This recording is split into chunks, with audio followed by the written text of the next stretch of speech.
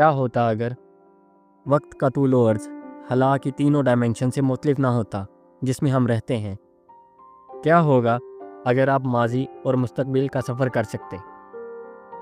اسی طرح آپ دائیں یا بائیں، اوپر یا نیچے جا سکتے؟ کیا آپ ماضی کو بدل سکیں گے؟ اور اگر آپ نے ایسا کیا تو کیا یہ وقت کا تضاد پیدا کرے گا؟ ویسے بھی آپ کو کس قسم کی ٹائم مشین بنانے کی ضرورت ہوگی؟ آپ نے کتنی دفعہ خواہش کی ہے کہ آپ ٹائم مشین میں کودیں اور اس بورنگ میٹنگ کو چھوڑ دیں، یا پچھلے ہفتے اس دلیل میں بہتر واپسی کا انتخاب کریں؟ وقت کا سفر کچھ جنگلی فینٹیسی کی طرح لگتا ہے جو صرف سائنس فکشن فلموں میں ہوتا ہے، لیکن ہم حقیقت میں ہر روز وقت پر سفر کر رہے ہیں۔ البرٹ آئنسٹائن نے پایا کہ وقت ایک مستقل نہیں ہے بلکہ مسلسل آگے بڑھ رہا ہے اور ہم اس کے ساتھ آگے بڑھ رہے ہیں۔ آئنسٹائن کے مطابق وقت چوتھی ڈائمنشن ہے، 3 ڈائمنشن جگہ کے ساتھ یہ ایک واحد چوتھی ڈائمنشن ہے جو تسلسل اور سپیس ٹائم میں ملی ہوئی ہے۔ اگر آپ خلا میں سفر کرنے کے بارے میں سوچتے ہیں تو اوپر کی طرف بڑھنا تھوڑا سا چیلنج ہے، جب تک کہ ہم جہاز پر نہ جائیں یا کم از کم سیڑھیاں نہ لیں۔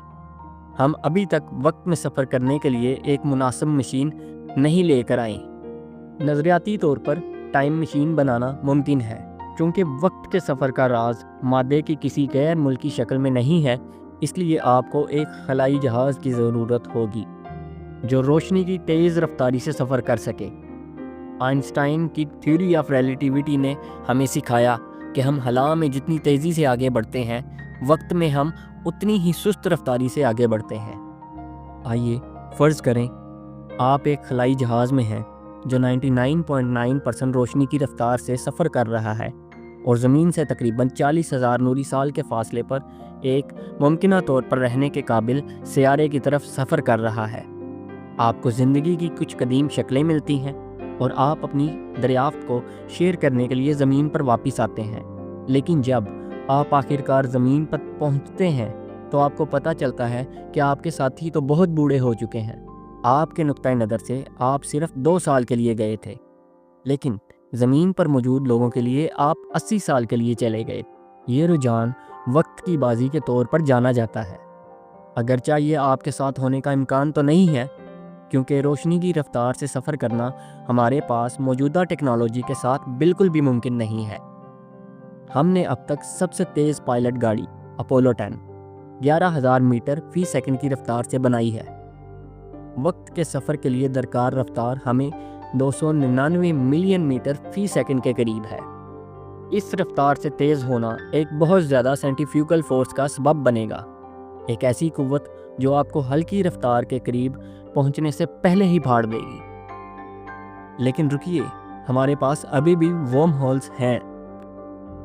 آئنسٹائن نے پیشن گوئی کی تھی کہ یہ نظریاتی سرنگیں 2 الگ جگہوں کو 2 مختلف اوقات میں جوڑتی ہیں، ایک شارٹ کٹ دوسری کائنات اور دوسرے وقت میں۔ ورم ہولز کے ساتھ مسئلہ یہ ہے کہ وہ انتہائی چھوٹے ہوتے ہیں، 1 سینٹی میٹر کے صرف 1 ارب ٹریلین میں حصے میں۔ کوئی انسان اس کے ذریعے فٹ نہیں ہو سکے گا۔ لیکن اگر ہم صرف ایک ورم ہول کو پکڑ سکتے اور ہم اسے اتنا بڑا کر سکتے ہیں تو تصور کریں کہ زمین کے اوپر ایک بڑی سرنگ کسی دوسرے سیارے کی طرف لے جائے، اور نظریاتی طور پر اگر ہم ورم ہول کے دونوں سروں کو ایک ہی جگہ پر رکھ لیکن مختلف اوقات میں، ہم ایک ورم ہول میں قدم رکھ سکتے ہیں اور ماضی بعید میں باہر آ سکتے ہیں۔ لیکن ورم ہولز کے اپنے مسائل ہیں، وہ بہت قلیل مدتی ہیں اور ماضی میں سفر کرنے سے تضادات پیدا ہوں گے۔ جیسا کہ آپ وقت کے ساتھ واپس جاتے ہیں اور اپنی دادی کو قائل کرتے ہیں کہ وہ کبھی شادی نہ کرے، پھر آپ کی دادی آپ کے والد کو جنم نہیں دیتی اور آپ کے پاس کوئی آپشن نہیں رہتا۔ لیکن اگر آپ موجود نہیں تھے تو آپ کے دادا سے شادی کرنے کے لیے آپ کی دادی سے بات کرنے کے لیے واپس کون گیا ہوگا؟ وقت بہت لکیری ہے دوستو، یہ صرف آگے بڑھتا ہے۔ اسی وجہ سے ہم صرف مستقبل میں سفر کر سکتے ہیں، ماضی میں نہیں۔